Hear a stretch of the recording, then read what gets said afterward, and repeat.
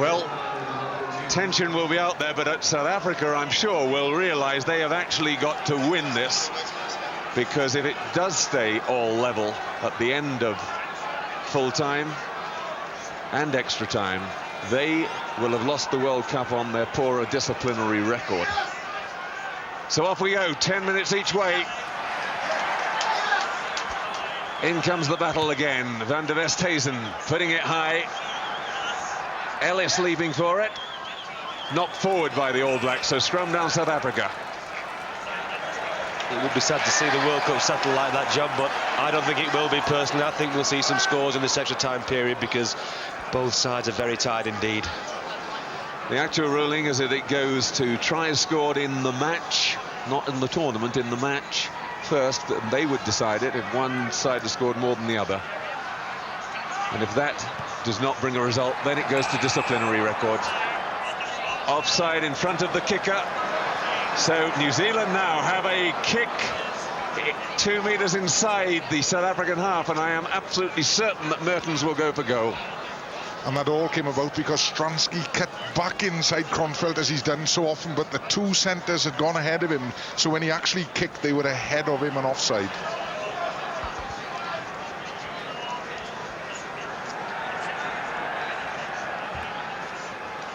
Ed Morrison wise to every trick.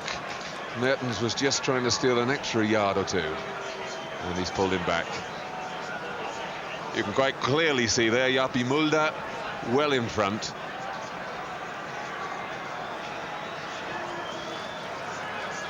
Mertens almost on the centre spot. Francois Pienaar, the tension showing, and it's hardly a surprise. He really doesn't have to strike this too hard. He's got plenty of distance, but he's hooked it. No, he hasn't. Stayed inside the near post, and New Zealand go into the lead in extra time. A third penalty from Andrew Mertens gives them the lead, 12-9. And that may be one of the pressure kicks of all time for Andrew Mertens. Good take that time from Brook. Brook the younger, Robin Brook. Bashop, good kick down the sidelines, but straight into touch.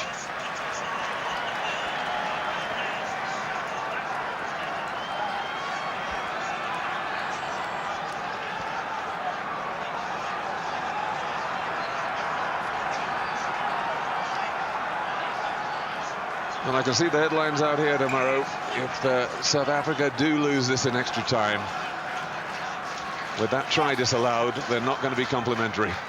Andrews knocked it on. In fact, it was Stradham who'd gone to the back. They moved Andrews up to the front. And New Zealand in the lead now. They'll know how to play this game. There'll be no moving it from their own 22 in this period of extra time. Andrew Mertens will kick it as far as he possibly can downfield.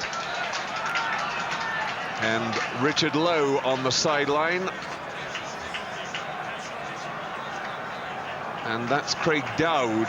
Now, again, being very cynical, you wonder whether here's a tactical substitution. Dowd, just after they've had a 5-minute break, Laurie Mains on the field, and he was in trouble on that loose head against the South Africans.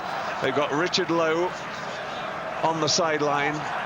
He's making a good job of that acting, and on comes Richard Lowe for his 47th cap. That's a new New Zealand record. He overtakes Steve McDowell. The only problem with Mr. Lowe is that he tends to give a lot of penalties away in any game that he plays in. Scrum staying up. Back it comes. Little chip through into the South African half. Joubert getting across. Just does it beautifully. Well done by Bunce. And Bashop putting it over into the wide open spaces. Mark Ellis is after it. But Chester Williams comes up with the ball. Good cut inside from him. Van der Westhuizen sniping down the blind side. They've got room. Forward pass, well spotted. That one was definitely forward. No question of it. Yeah, no doubt at all about that. John Ed Morris was well placed for it, and this crowd who cheered when he blew against Lumo is now booing him when he's given exactly the same decision out on the wing. Let's look at it very closely here. Coming through, yes, no doubt at all. Forward pass. And really there was no need for it, was there? All Mulder had to do was hold back a yard and it was a straight 2-1. And not only did Ed Morrison have the skill to give that forward pass, but he's also a very brave man. Graham Basham needing treatment. And Mertens has had to come in. Treatment going on the sideline. Mertens is the acting scrum half. The kick charge down, but whisked away. Bunce trying to find a way through the middle. He's so strong. And Basham has got back into the game. Lomu wrestling off Small. In comes Osborne, and they've set it up well. Small almost early tackling Lomu in his anxiety, and Mertens trying to push towards the corner. He's got a good roll on it. Into Chester Williams, South Africa knowing they've got to attack.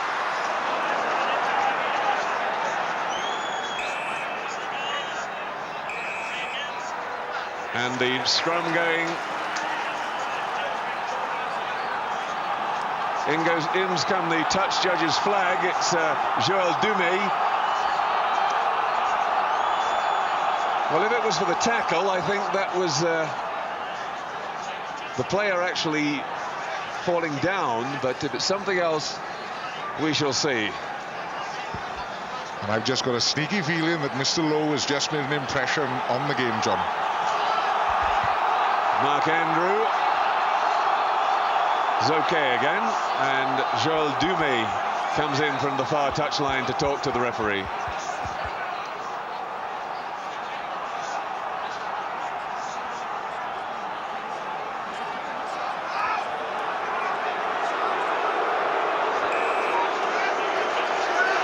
And dead right, Clive.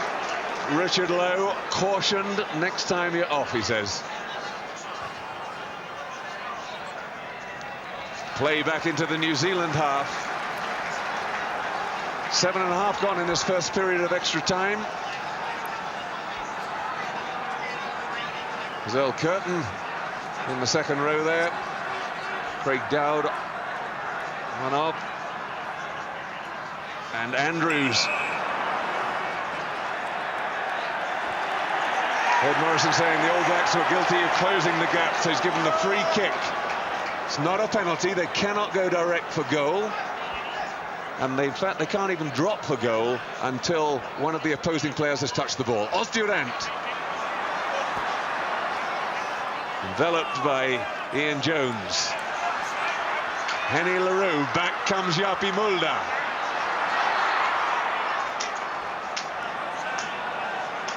Out it comes again. Van der Westhuizen trying the short side. And Chester Williams bundled into touch. South Africa trying everywhere there to force a way through, but the New Zealand defence holding firm. Some very, very tired bodies out there, but the commitment from both teams has been absolutely fantastic.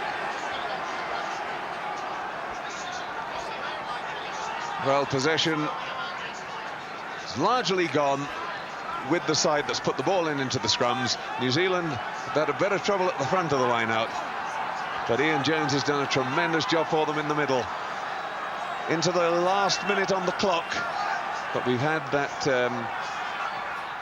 time when Craig Dowd was injured, so we might well get a couple of minutes more.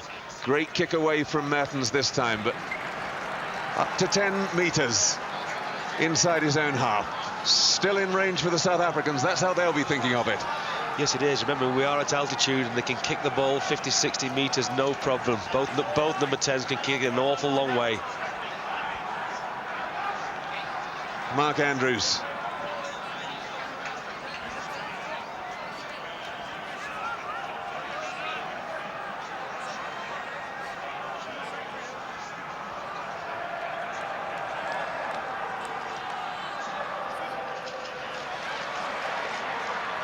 Durant runs it back at New Zealand.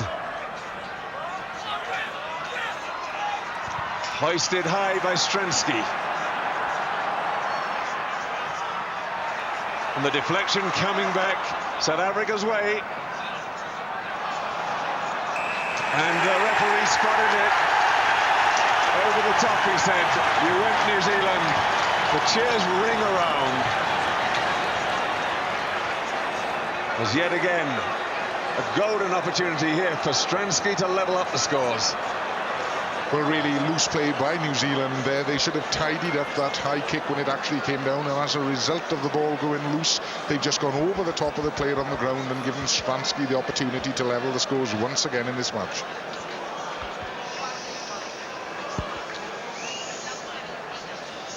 Here we see it. Lovely kick from Stransky.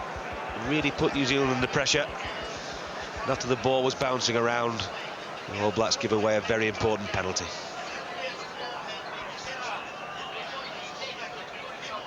More than going over the top, although that's what he gave it for. There was a little hand in there that flicked it back, but it was the right decision. And it's over. Stransky, the coolest man on the park. The whistle goes for half-time in extra time. And once again, it's all tied up now at 12 all.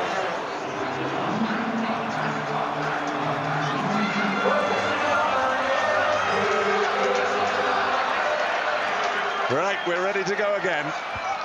That sounds like pretty sensible advice to me. Hunt the ball, the side which is in possession is going to be the one which has the initial advantage. New Zealand have it. Mertens hoisting it deep, but he hasn't cleared Joubert.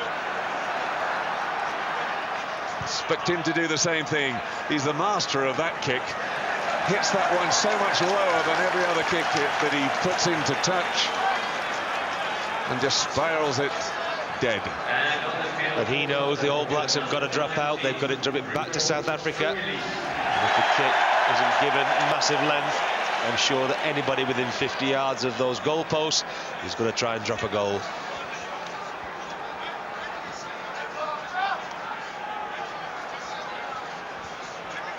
Well, one thing that's sickened us out here, I think, since we've been here has been the,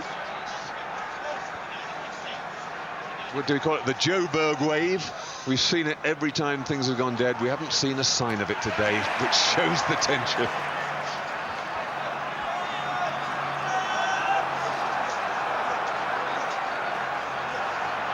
Kruger tackled, back it comes. Stransky hoists it high to the 22. Zinzan Brook is right back there. He can't take it cleanly though. It's a little knock forward, strummed down to South Africa. They get the first chance.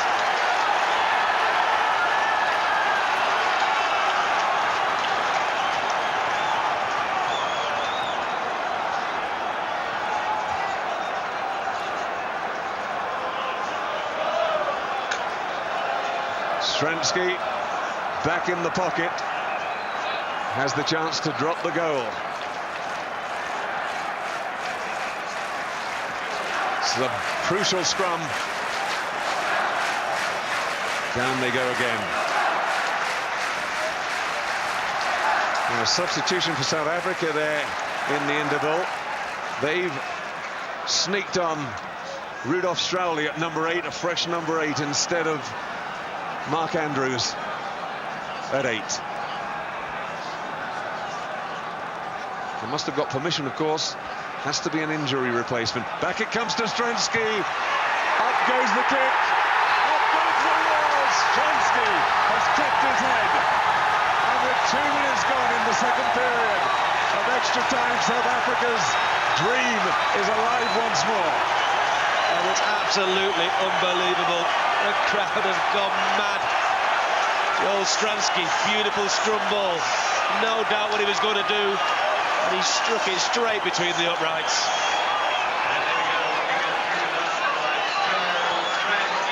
Terrific kick from the Western Province outside half. We've seen that look before. Plays restarted. New Zealand have it. Little. Out it comes to Bunce, who's found some space. Mark Ellis coming back inside, but he can't hold it. now expect 8 minutes of fury from the New Zealanders. Mark Ellis had to hold on to that. Coming up to 3 minutes gone, they've got 7 minutes to overtake. Frank Bunce, he's going mad with himself there. He just delayed the pass slightly. He should have passed it a split second earlier, and Mark Ellis would have been in a real dangerous situation. Jace, Walter Little. I think that looks a bit like a dislocated finger they're trying to put back. And the president next to Louis Late, the president of the South African Rugby Football Union. Neither of them hardly daring to breathe. And the problem facing New Zealand now is that they're up against the best defensive side in the tournament, John. To get a try against South Africa is going to be very difficult with only 6 minutes left. Walter Little, I think it's in fact ribs, trying to stay on there.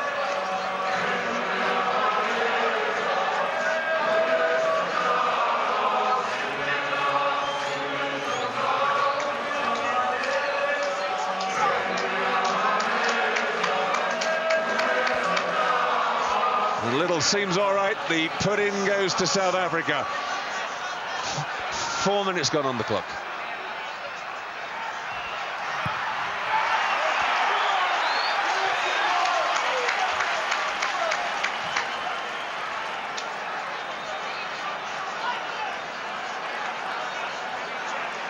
Onto the 10-meter line. And 5 minutes gone. Jones gets the all-important touch. Zinzan Brooks setting it up. And they know they've got to release their big runners. Back comes Bunce again. Oh, and the pass again just going astray. Ellis not onto it. It's 2 passes to him, just not going to hand. Anxious moments, tension everywhere. You don't normally see that. Frank Bunce, normally so solid. Mark Ellis normally catches everything. But this is not a normal situation.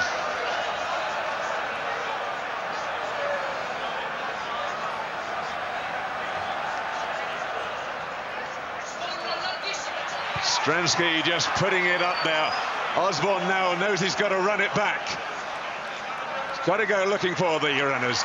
Comes past LaRue, gets past 2, he's got support now. Out straight to Lomu.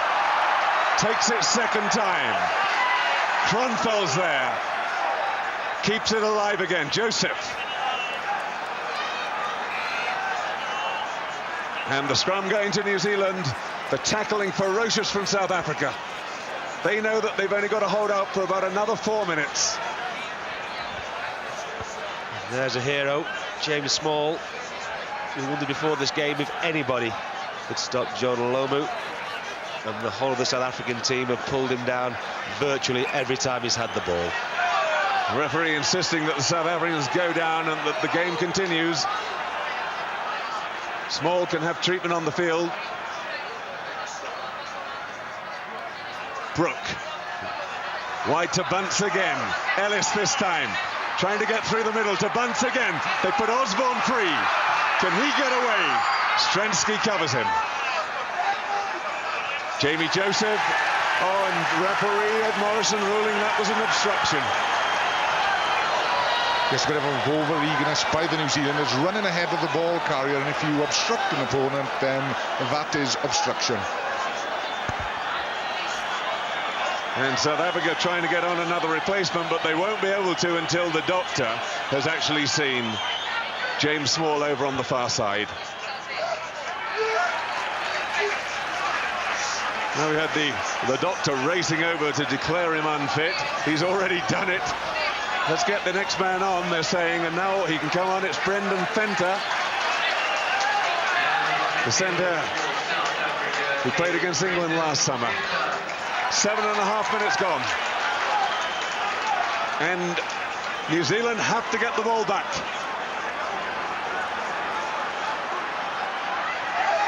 Taken by Kruger.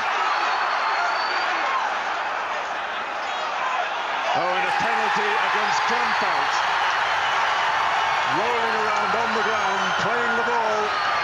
He has to recover his feet after the tackle, and New Zealand now losing their discipline, and that won't help them at all, because all it's doing is running down the clock for South Africa.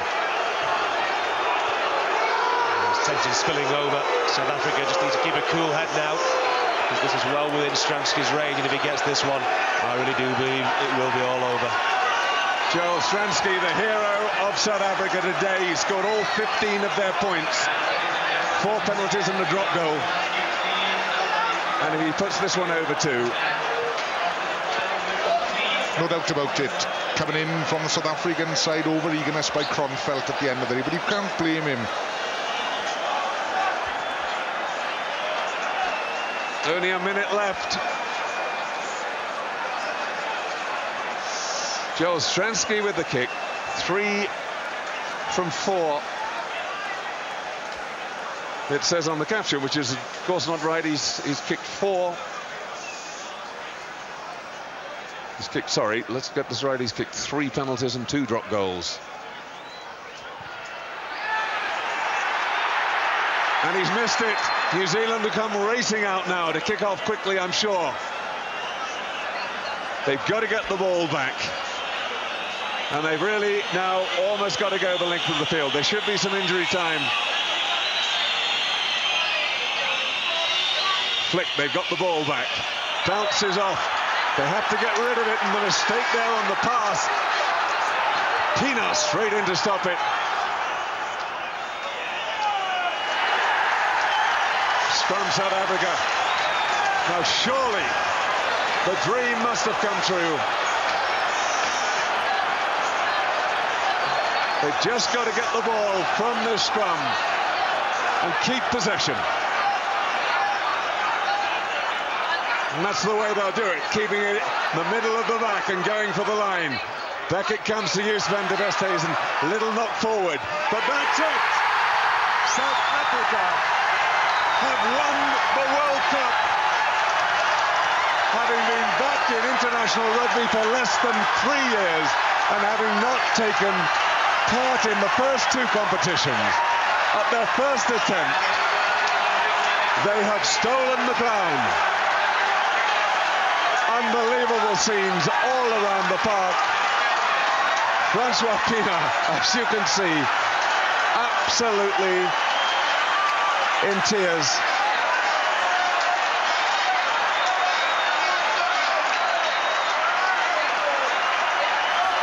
And the whole team crying together as they've been all the way through the tournament, just giving themselves a few moments to savor it.